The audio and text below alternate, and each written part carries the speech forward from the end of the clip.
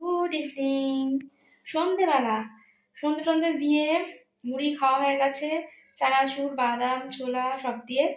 এখন মা এখানে ডাল সিদ্ধ করে রেখেছে, মানে ছোলার ডাল সিদ্ধ করে রেখেছে। আজকে আমাদের রাতে ছোলার ডাল হবে, তার জন্য এখন আমাকে ছোলার ডালটা রান্না করতে হবে, মা বলেছে। তাই আমি ভাবছি এখনই করে নেবো, কিন্তু এখন বলছে এখন না, আরো একটু পরে করতে, তাহলে গরম গরম খাওয়া হবে। রুটি করবে মা, আর আমাকে বলেছে ছোলার ডাল সিদ্ধ করে রেখে দিয়েছে অলরেডি, আর ডালটা মানে ফোড়ন দেবো আমি। ঠিক আছে, চলো এখন না বললো যখন একটুখানি বসিয়ে নিই, তারপর পরে আসবো রান্নাঘরে। এখন শুধু শুধু আপনি মায়ের চাটা খাওয়া হয়ে গেছে, দেখো না। হ্যাঁ, চা খাওয়া হয়ে গেছে, এদিকে ডালটা সিদ্ধ করে মানে সিদ্ধ করে রেখে দিয়েছে প্রেসারে। তো চলো পরে আসবো। রান্নাটা করতে যখন হবে তা রান্নাঘরে ঢুকেই পড়ি, কি বলো? চটজলদি যদিও বা হয়েই যাবে, বেশিক্ষণ টাইম লাগবে না। কড়াইটা একটু ভালো করে মুছে টুছে নিয়ে বসিয়ে দিই।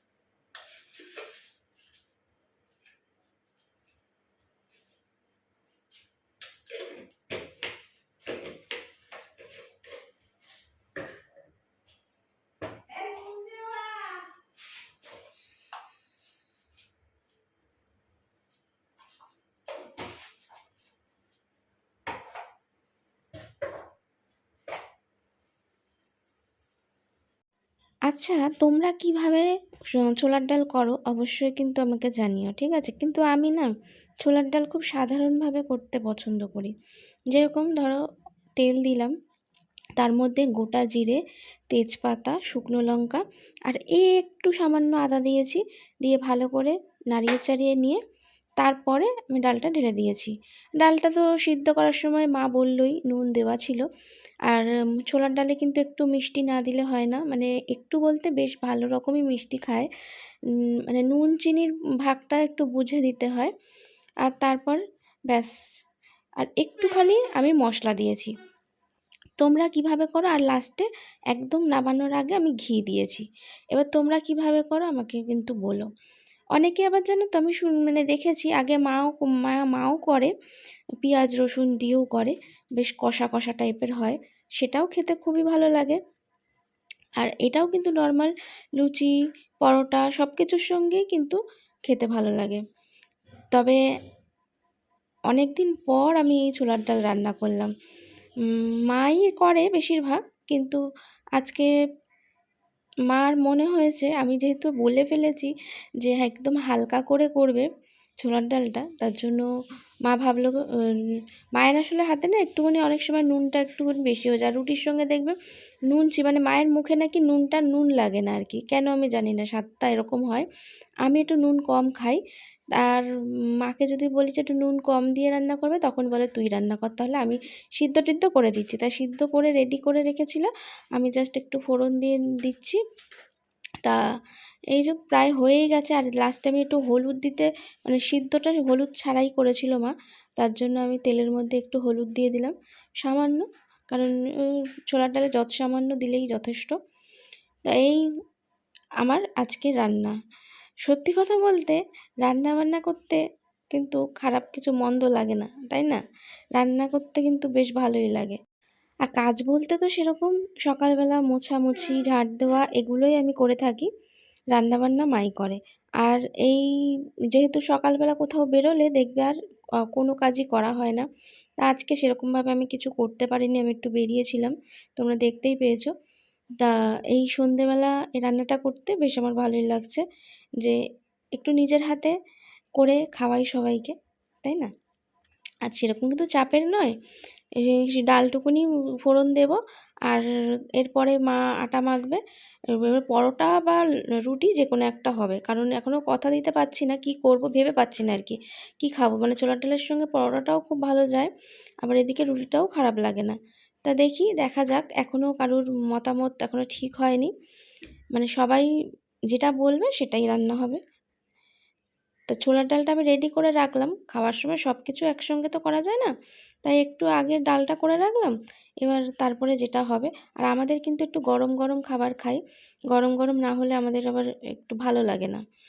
তাই একটুখানি মিষ্টি কম ছিল, তার জন্য একটুখানি হালকা মিষ্টি দিয়ে দিলাম, আর একটু অ্যাডজাস্ট করার জন্য নুন দিয়ে দিলাম। নুনটা আমি কমই রেখেছি। তা এই হলো আজকের ভিডিও, এইটুকুনি।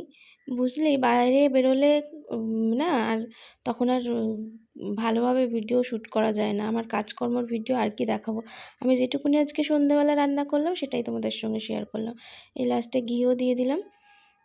তা এই হলো, আর একটু ওই বললাম মশলা। এবার মাকে না আমি ডেকেছি যে এটা টেস্ট করার জন্য। মা ঠিক বুঝে ফেলেছে যে আমি একটা কোনো মশলা অ্যাড করেছি। বলছে, তুই একটা কিছু দিয়েছিস মনে হচ্ছে, মানে অন্যরকম টেস্ট হয়েছে তো ভালো। তা যাই হোক, ভালো বললে ভালোই লাগে। আর আমার মা তো বাড়ির বড় রাঁধুনি বলে কথা। সে ও বড় রাঁধুনি যদি মানে সার্টিফিকেটটা দেয় তাহলে আরও বেশি ভালো লাগে। তখন মনে হয় যেন না, আচ্ছা, মানে রান্না খেয়ে সবাই তাহলে ভালো বলবে। তা এই হলো আজকের কাহিনী। আজকের ভিডিওটা যদি ভালো লেগে থাকে তাহলে অবশ্যই সাবস্ক্রাইব করতে ভুলো না। এভাবেই আমাদের সারাদিনের মানে কি বলবো, দিনগুলো এভাবেই পেরিয়ে যাচ্ছে, চলে যাচ্ছে। এভাবেই তো কাটিয়ে নিয়ে যেতে হবে। আর জীবনে কি আছে? নতুনত্ব বলে তো কিছু নেই। সংসার জীবনে নতুনত্ব কিছু নেই। এই রোজকারের রান্নাবান্না, খাওয়া দাওয়া, কাজকর্ম, ঘুমানো, এই ছাড়া আর কিছুই নেই। হ্যাঁ, যখন ঘুরতে যাওয়া হয় তখন সেটাও শেয়ার করি। যখন বাড়িতে থাকা হয় সেরকমভাবেই সেটাও শেয়ার করি। তাই দেখো, মা একটুখানি রেস্ট নিচ্ছিল, মাকে ডেকে তুলে নিয়ে এসেছি মানে কেমন হয়েছে দেখার জন্য। তা আমাকে বলছে, দেখে তো ভালোই মনে হচ্ছে। আমি বললাম, দেখে মনে করলে হবে না, তুমি টেস্ট করে আমাকে বলো। টেস্ট করলে তবে না বুঝতে পারবে। তখনই বলছে, কিছু একটা দিয়েছিস মনে হচ্ছে, বেশ ভালো টেস্ট হয়েছে। আর মিষ্টিটা আবার দেখো, আমি এতটা মিষ্টি দিয়েছি, তারপরও আজকে নিজে দিলে কিন্তু কম দেয়। আবার আমি যখন এখন টেস্ট করাচ্ছি বলে বলছে, মিষ্টিটা না একটু কম মনে হচ্ছে, আর একটু দিতেও পারিস। তা যাই হোক, তা আমি অল্প আর একটু দিয়ে দিলাম। আসলে মিষ্টি এগুলো অ্যাভয়েড করে কেন? মায়ের যেহেতু সুগার আছে তো, তার জন্য। মা বাবা দুজনেরই সুগার আছে। এবার খেয়ে সবই নেয়, এমন না যে খায় না কিছু, তা নয়। খেয়ে সবই নেয়, কিন্তু তাহলেও দেখো বেড়ে গেলে সুগারটা, তখন কিন্তু ওই ঝামেলা পোহাতে আমাদেরকেই হবে। তাই জন্য যতটা বুঝে চলা যায়। তাই আমাদের মুখ চেয়ে আবার সব কিছুই মা দিয়ে দেয়। বলে, না আমার জন্য তোরা খেতে পারবি না, দরকার নেই। তোর মুখে তোর মানে এখন থেকে যদি এরকমভাবে চলতে থাকিস তাহলে আর সারা জীবন তো পড়ে আছে। এই সব চিন্তা করে আর কি, কি করা যাবে বলো? কিছু তো করার নেই। রোগ তো মানে এখন কোনো মানুষই রোগ ছাড়া নেই। রোগ মানে প্রতিটা বাড়ির মধ্যে এই সুগার, প্রেশার, হার্টের প্রবলেম, এগুলো দেখো প্রতিটা মানে মানুষের মধ্যেই রয়েছে। তা আমাদের সংসারেও ঢুকে গেছে, আর কি করা যাবে। তা হলেও কি আর শান্তি আছে গো? শান্তি কিছুতেই নেই। নিজের সংসারে তুমি ভালোভাবে খাবে, পরবে, থাকবে, সেটাতেও দেখবে লোকের সহ্য হবে না। এত মানে বাজে প্রকৃতির মানুষ তোমার চারপাশে আছে যে তোমার এই ভালো থাকা খাওয়াকেও তারা সহ্য করতে পারে না। নিজেরা খাবে ভালো, পরবে ভালো, মাখবে ভালো, সেটা ঠিক আছে। লোকে করলে যেন মনে হচ্ছে ওদের পয়সায় আমরা বাঁচি। এই রকমই আর কি জীবন চলছে, এভাবেই চালিয়ে নিয়ে যেতে হবে। আর ভগবানকে শুধু একটাই বলি, যারা এরকম কুনজর দেয় তাদের ওই চোখগুলোকে কানা করে দিও। আর তো কিছু বলার নেই, কারণ কি আর বলবো কিছু, আমার আর বলার ভাষা কিছু নেই। কারণ নিজের পয়সায় খেলে কারোর হিংসা হয়, নিজের পয়সায় পড়লে কারোর হিংসা হয়, নিজের বাড়িতে থাকলে কারোর হিংসা হয়, আমি কোনোদিন দেখিনি। যেটা আমার অবাস্তব মনে হয়েছে সেটাই আমি তোমাদের সঙ্গে একটু শেয়ার করলাম। কিছু অবাস্তব জিনিস আমাদের মানে প্রতিনিয়ত চারপাশে ঘটতেই থাকে। তো এই হলো আমাদের আজকে দিনটা।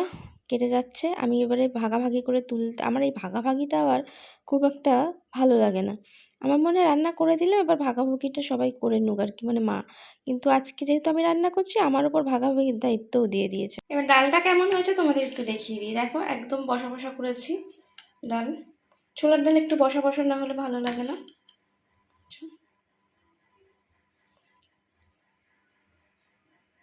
এ দেখো দুটো জায়গায় তুলে রেখেছি, যতটা যা আজকে রাতে লাগবে আর থেকে যাবে।